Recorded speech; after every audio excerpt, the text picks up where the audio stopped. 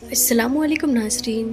प्यारे नाज़रीन, आपने लोगों को ये ज़रूर कहते हुए सुना होगा कि इस बार हमारे इलाके का मुहर्रम बहुत अच्छा हो रहा है। इस बार हमारे इलाके का मुहर्रम बड़ी धूमधाम से हो रहा है। हमारा मुहर्रम जीत गया। इस तरह की बातें आपने ज़रूर सुनी होगी, लेकिन इस बार योगी सरकार का एक बहुत बड़ा फरमान आ गया है कि जिसे सुनकर आप भी हैरान रह जाएंगे। और उत्तर प्रदेश के मुख्यमंत्री योगी आदित्यनाथ का ये फरमान हर मुसलमान के लिए सुनना बहुत ही ज़्यादा ज़रूरी है। नाज़रीन, आज के इस वीडियो में हम आपको बताएंगे कि उत्तर प्रदेश के मुख्यमंत्री योगी आदित्यनाथ ने मुहर्रम में ताजियादारियों के लिए क्या फरमान जारी किया है, और साथ ही साथ हम आपको ये भी बताएंगे कि इस्लाम में ताजिया निकालने की शुरुआत कब हुई, यानी सबसे पहले ताजिया कब बनाया गया था और किसने बनाया था। इसीलिए नाज़रीन, आज की ये वीडियो आप सबके लिए बहुत ही ज़्यादा ख़ास होने वाली है। आप इस वीडियो को आखिर तक ज़रूर देखिएगा। और अगर आप एक सच्चे मुसलमान हैं, दीन इस्लाम को मानने वाले हैं, कलमा पढ़ने वाले हैं, तो वीडियो छोड़कर हरगिज़ मत जाइएगा। और इन तमाम मुसलमान भाइयों से मेरी गुजारिश है जो ताजिया को लेकर, मुहर्रम को लेकर गुंडागर्दी करते हैं और बड़े बड़े ऊंचे ऊंचे ताजिया निकालते हैं, वो हमारी आज की इस वीडियो को एक बार ज़रूर देखें। नाज़रीन, मुहर्रम सिर्फ एक महीने का नाम है, लेकिन जो ये ताज़िया निकाला जाता है उसे सिर्फ ताज़ियादारी कहा जाता है, मुहर्रम नहीं। नाज़रीन, इस वीडियो में हम आपको बहुत कुछ बताने वाले हैं। आप इस वीडियो को सिर्फ अपने तक महदूद मत रखिए, बल्कि उसे दूसरों तक भी शेयर कीजिए, ताकि अगर किसी एक शख्स के दिल में भी ये बात उतर गई तो उसका सवाब आपको भी मिलेगा और हमें भी मिलेगा। तो चलिए नाज़रीन, आज की इस मालूमाती वीडियो को शुरू करते हैं। तो नाज़रीन, सबसे पहले हम योगी आदित्यनाथ के फरमान के बारे में बात करते हैं। नाज़रीन, योगी आदित्यनाथ उत्तर प्रदेश के मुख्यमंत्री हैं और उन्होंने कांवड़ यात्रियों के लिए क्या कहा और मुहर्रम के लिए क्या कहा, आइए आपको सब कुछ बताते हैं। सबसे पहले योगी आदित्यनाथ ने ये फरमान जारी किया है कि अगर कांवड़ यात्रा के दौरान डीजे की आवाज़ हद से ज़्यादा हुई, यानी अगर डीजे बहुत ऊंची आवाज़ में बजाया गया, तो उस पर कार्रवाई की जाएगी। और मुहर्रम के जुलूस के दौरान कोई भी तलवार या हथियार हवा में नहीं लहराएगा, यानी हथियारों की नुमाइश नहीं करेगा। जो शख्स ऐसा करेगा उसके खिलाफ कार्रवाई होगी। और मुहर्रम में किसी भी नई रिवायत की इजाज़त नहीं होगी, यानी कोई नई चीज़ या नया तरीका शुरू करने की इजाज़त नहीं दी जाएगी। और दूसरों की मजहबी जज्बात को ठेस नहीं पहुंचानी है, यानी दूसरे मज़हब के बारे में कोई गलत बात नहीं करनी है, ना ही उनके खिलाफ नारेबाजी करनी है। और जुलूस पर पुलिस की कड़ी निगरानी रहेगी, यानी पुलिस की ख़ास नज़र रहेगी। और सबसे ज़्यादा इस बात पर नज़र रखी जाएगी कि कोई शख्स मुहर्रम के जुलूस में तलवार या हथियारों की नुमाइश ना करे, और ऐसा करने वालों के खिलाफ सख्त से सख्त कार्रवाई की जाएगी। तो नाज़रीन, ये था मुख्यमंत्री योगी आदित्यनाथ का फरमान। नाज़रीन, अब बात करते हैं मुहर्रम के जुलूस की।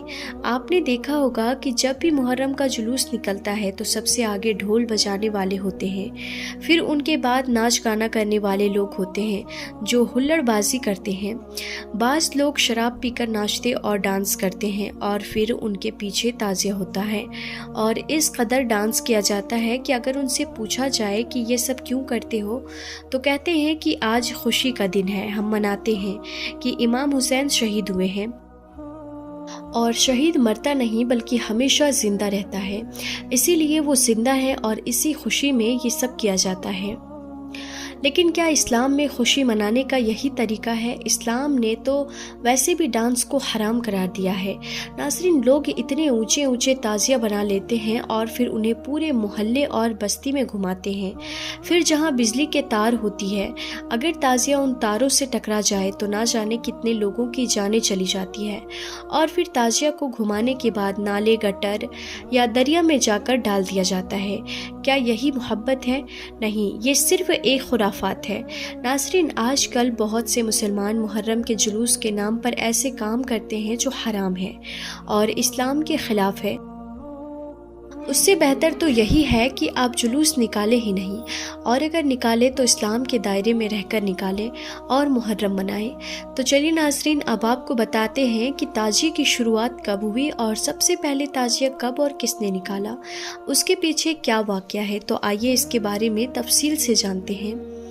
ناظرین، سب سے پہلے تو ہم آپ کو بتا دیں کہ 10 محرم کے دن حضرت امام حسین کو اور ان کے چھوٹے چھوٹے بچوں کو کربلا کے میدان میں بھوکا پیاسا شہید کر دیا گیا تھا، جن کی یاد میں یعنی حضرت امام حسین کی شہادت کو یاد رکھتے ہوئے 10 محرم کے دن مسلمان ماتم کرتے ہیں۔ حضرت امام حسین اللہ کے پیارے نبی حضرت محمد مصطفیٰ صلی اللہ تعالی علیہ وسلم کے نواسے تھے، یعنی حضرت امام حسین آپ کی پیاری اور لاڈلی بیٹی حضرت فاطمہ رضی اللہ تعالی عنہا کے بیٹے تھے، جن کو 10 محرم کے دن کربلا کے میدان میں 3 دن تک بھوکا پیاسا رکھ کر شہید کر دیا گیا تھا۔ اس وقت حضرت امام حسین رضی اللہ تعالی عنہ کے ساتھ ان کے گھر کے چھوٹے چھوٹے بچے اور عورتیں بھی تھیں، ان سب کو بھی شہید کر دیا گیا تھا۔ ناظرین، محرم کی تاریخ کو گہرائی سے سمجھنے کے لیے ہمیں تاریخ کے اس حصے میں جانا پڑے گا جہاں سے اس جنگ کی شروعات ہوئی تھی، اسی لیے آپ اس ویڈیو کو بغیر اسکپ کیے آخر تک غور سے ضرور دیکھیں۔ ناظرین، یہ اس وقت کی بات ہے جب اسلام خلافت یعنی خلیفہ کی حکومت ہوا کرتی تھی۔ خلیفہ اس وقت دنیا بھر کے مسلمانوں کا بڑا رہنما ہوتا تھا۔ اللہ کے پیارے نبی حضرت محمد مصطفیٰ صلی اللہ تعالی علیہ وسلم کے فرمان کے مطابق 4 خلیفہ منتخب کیے گئے تھے۔ یہ خلیفہ ہمیشہ لوگوں کی رائے سے منتخب کیے جاتے تھے۔ خلافت کے تقریباً 50 سال بعد اسلامی دنیا میں ظلم و ستم کا دور آ گیا تھا، کیونکہ اس وقت شام کے گورنر یزید نے دھوکے سے اپنے آپ کو خلیفہ قرار دے دیا تھا، جو ایک بہت بڑا ظالم اور برا انسان تھا۔ اس کے کام کرنے کا طریقہ بادشاہوں جیسا تھا، وہ لوگوں پر طرح طرح کے ظلم کرتا، اسلام کے اصولوں سے ہٹ کر کام کرتا تھا۔ اسی لیے حضرت امام حسین رضی اللہ تعالی عنہ نے اللہ کے پیارے نبی صلی اللہ تعالی علیہ وسلم کے نواسے نے اس ظالم کو خلیفہ ماننے سے انکار کر دیا تھا۔ اس بات سے ناراض ہو کر یزید نے اپنے آدمیوں کو حکم دیا تھا کہ جاؤ حسین کے پاس اور اسے کہو یا تو وہ میری اطاعت کرے اور اگر میری بات نہ مانے تو اس کا سر کاٹ کر میرے پاس لے آؤ۔ اپنے بادشاہ کا حکم پا کر یزید کے لوگ حضرت امام حسین رضی اللہ تعالی عنہ کے پاس پہنچے اور یزید کی بات ماننے کے لیے کہنے لگے۔ اس پر حضرت امام حسین رضی اللہ تعالی عنہ نے ایسے شخص کی بات ماننے سے انکار کر دیا جو خود کو اللہ کا نافرمان بتا چکا تھا۔ حضرت امام حسین نے کہا کہ میں ایک ایسے ظالم، بدکار، بدنمان اور خدا کو نہ ماننے والے شخص کی بات کبھی نہیں مانوں گا۔ اس کے بعد حضرت امام حسین رضی اللہ تعالی عنہ اپنی بیوی بچوں کے ساتھ مکہ شریف چلے گئے، لیکن دوسری طرف جب یزید نے یہ بات سنی تو وہ غصے سے بھر گیا اور اس نے اپنے لوگوں کو مکہ میں بھیج دیا اور حضرت امام حسین رضی اللہ تعالی عنہ کو قتل کرنے کا حکم دے دیا۔ جب یہ بات حضرت امام حسین رضی اللہ تعالی عنہ کو معلوم ہوئی تو وہ اپنے خاندان کے ساتھ ایران کی طرف روانہ ہو گئے، کیونکہ وہ خون خرابے سے بچنا چاہتے تھے۔ چنانچہ وہ اپنے اہل خانہ اور ساتھیوں کے ساتھ کربلا میں جا کر ٹھہر گئے، لیکن یزید کی فوج وہاں بھی پہنچ گئی اور سب سے پہلے دریائے فرات کے پانی پر قبضہ کر لیا۔ اس وقت حضرت امام حسین رضی اللہ تعالی عنہ نے ان سے کہا کہ مجھے 1 رات کی مہلت دے دو تاکہ میں اللہ کی عبادت کر سکوں۔ اس رات کو عاشورہ کی رات کہا جاتا ہے۔ حضرت امام حسین رضی اللہ تعالی عنہ نے پوری رات اللہ کی عبادت میں گزاری۔ پھر جیسے ہی صبح ہوئی جنگ شروع ہو گئی۔ اس جنگ میں حضرت امام حسین رضی اللہ تعالی عنہ کے تمام ساتھی شہید ہو گئے، اور یہی نہیں، حضرت امام حسین کا 6 ماہ کا بیٹا علی اصغر پیاس سے بے حال ہو گیا تھا۔ یہ دیکھ کر حضرت امام حسین اسے لے کر میدان جنگ میں گئے اور یزید کی فوج سے کہا کہ میرے معصوم بچے کو پانی پلا دو، لیکن یزید کی فوج کو نہ اس معصوم بچے پر رحم آیا اور نہ ہی انہوں نے حضرت امام حسین رضی اللہ تعالی عنہ کی کوئی بات مانی۔ نتیجہ یہ نکلا کہ ننھا علی اصغر بھی اپنے بابا حسین کی گود میں تڑپتے تڑپتے دم توڑ گیا۔ آخر میں اس ظالم فوج نے حضرت امام حسین رضی اللہ تعالی عنہ کو بھی شہید کر دیا۔ اس طرح امام حسین اور ان کے گھر والوں نے اسلام اور رسول اللہ صلی اللہ تعالی علیہ وسلم کے لیے اپنی جانوں کی قربانی دے دی۔